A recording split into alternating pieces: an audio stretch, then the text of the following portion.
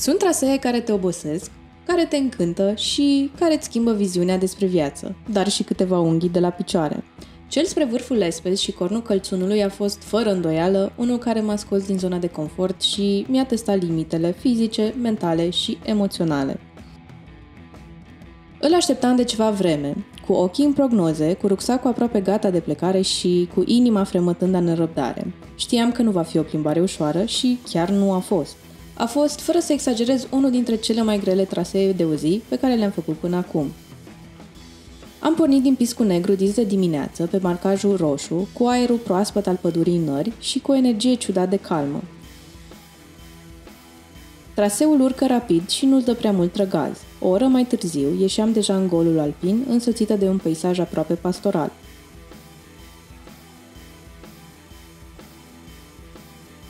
Norii stăteau agățați de creastă, iar vârful Lespezi părea înghițit de o pânză groasă de ceață.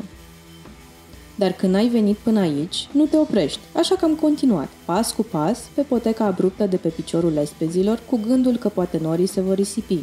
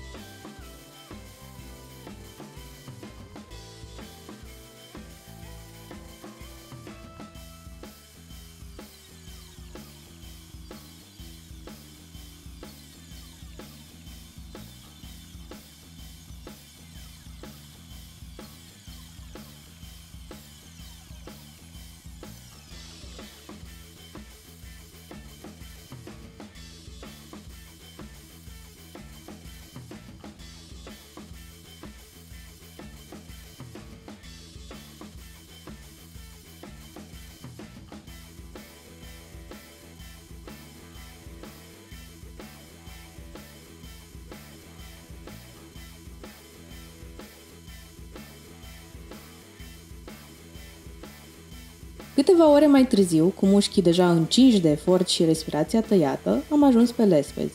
Vârful este o forță în sine, impunător și sever. Din păcate, ceața s-a adunat și nu am prins o fereastră de vreme bună. Traseul spre Cornul Călțunului nu este marcat, iar porțiunile expuse și stâncoase cer atenție și experiență. Este genul de segment în care folosești mâinile mai mult decât te-ai aștepta într-o drumeție. Coborârea de sub Lespezi, traversarea unei mici șei și urcarea Cornului Călțunului au fost, ei bine, intense. Nu periculos în sensul clasic, dar nici pentru începători. Este genul de loc în care dacă nu știi ce faci, e mai bine să nu încerci.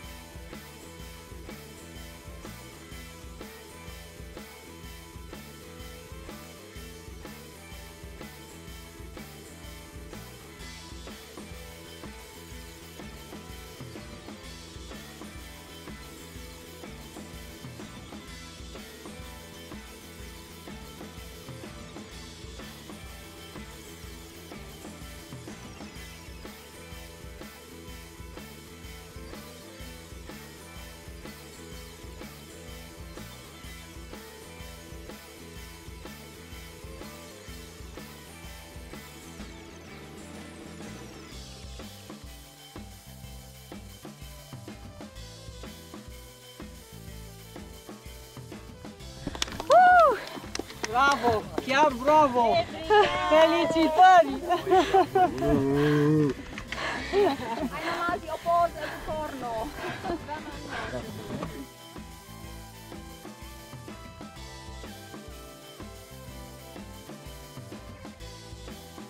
Când am ajuns sus, norii s-au jucat din nou cu noi, dar era liniște, o liniște atât de profundă încât o auzeai în tine.